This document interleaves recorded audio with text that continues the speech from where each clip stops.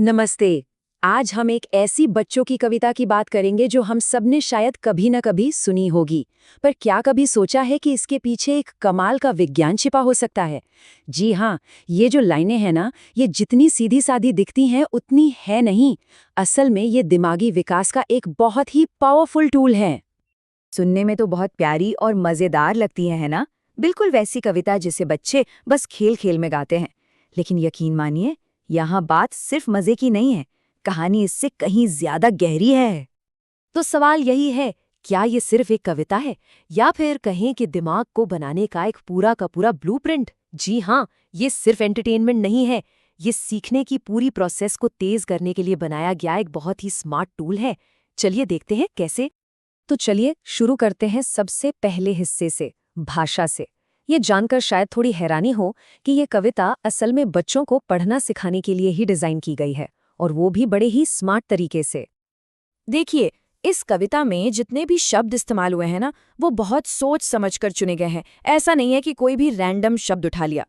इसका असली मकसद है बच्चों को पढ़ने की जो सबसे जरूरी जो बेसिक स्किल्स होती हैं, वो सिखाना। तो होता क्या है? कविता की सबसे बड़ी खूबी ये है कि ये शब्दों को दो अलग अलग ग्रुप्स में बांट देती है। एक तरफ है साइट वर्ड्स, यानी ऐसे शब्द जिन्हें देखते ही पहचानना होता है, जो बार बार आते हैं, जैसे ये, वह, जैसा। और दूसरी तरफ है न्यू वर्ड्स, यानी नए शब्द, जो ज्यादातर एक्शन वाले शब्द हैं, जैसे चढ़ना, उछलना, तैरना। और मजे की बात यह है कि इन दोनों तरह के शब्दों का अपना अपना खास काम है। जो साइट वर्ड्स हैं, वो भाषा की गोंद की तरह काम करते हैं। मतलब उन्हें देखते ही पहचानने से पढ़ने में तेजी आती है, फ्लुएंसी आती है।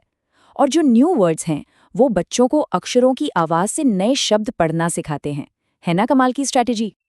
लेकिन रुकिए, इस कविता का जादू सिर्फ शब्दों तक ही नहीं है। अरे ये तो कागज से उतरकर सीधी असल दुनिया में काम करती है। ये हमें सिखाती है कि हम सिर्फ पढ़कर नहीं, बल्कि अपनी हरकतों से, यानी कि मूवमेंट से कैसे सीखते हैं। अब जरा इन 6 एक्शन वर्ड्स पर ध्यान दीजिए।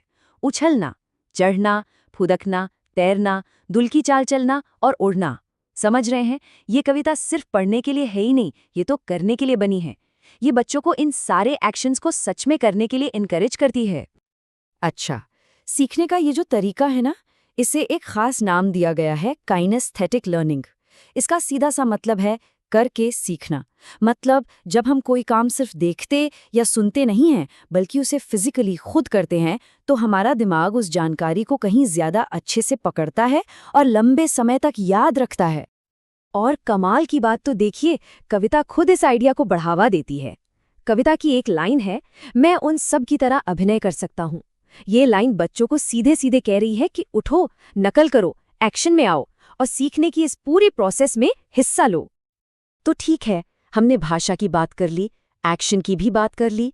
अब आता है तीसरा और शायद सबसे मजेदार हिस्सा, कल्पना, यानी इमेजिनेशन की शक्ति। चलिए देखते हैं कि ये कविता भाषा और मूवमेंट को जोड़कर दिमाग के विकास में आखिर मदद करती कैसे है।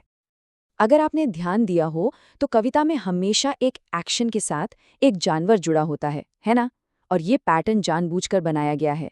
इसे कहते हैं एसोसिएटिव लर्निंग। मतलब हमारा दिमाग दो अलग अलग चीजों के बीच एक कनेक्शन, एक रिश्ता बनाना सीखता है।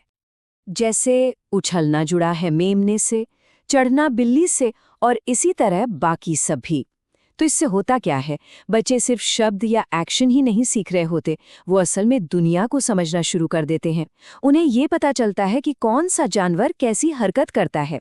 इससे उनकी समझ और भी गहरी होती जाती है।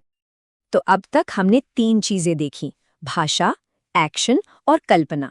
पर इन तीनों जरूरी चीजों को एक साथ जोड़ती कौन सी चीज है? सोचिए, वो एक छोटा सा शब्द है, मजा, फन। हाँ, ये कविता बहुत ही खूबसूरती से इन 3 जरूरी हिस्सों को, यानी भाषा, एक्शन और कल्पना को एक साथ बुनती है। ये सिर्फ शब्द रटाने का काम नहीं कर रही, ये सीखने का एक मजेदार एक्सपीरियंस दे रही है। जरा सोचिए तो, एक छोटी सी कविता और वो सीखने के 3 सबसे पावरफुल डोमेन्स को एक साथ एक्टिवेट कर रही है। पहला है भाषा, दूसरा है फिजिकल एक्टिविटी और तीसरा है कल्पना। एक कविता, 3 फायदे, ये दिखाता है कि ये सीधा साधा दिखने वाला टेक्स्ट असल में कितना पावरफुल हो सकता है। और बस यहीं पर हम घूम फिरकर कविता की पहली लाइन पर वापस आ जाते हैं। ये बनने में मजा है, वो बनने में मजा है। मतलब कविता का जो सबसे बड़ा मकसद है, मजा, वही तो वो चाबी है जो सीखने को इतना असरदार बनाती है। देखिए, जब सीखना मजेदार हो तो वो काम नहीं लगता, वो एक खेल बन जाता है। और खेल खेल में सीखना ही तो सबसे अच्छा सीखना होता है कि नहीं?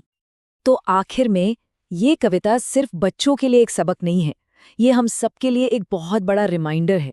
सवाल ये है कि अगर मज़ा एक बच्चे के सीखने के लिए इतना ज़रूरी और इतना पावरफुल है, तो हम बड़े होते होते इसे अपनी ज़िंदगी से, अपनी लर्निंग से क्यों हटा देते हैं? शायद सबसे गहरा ज्ञान सबसे सीधे साधे मज़े में ही छिपा होता है। इस पर सोचिएगा ज़रूर।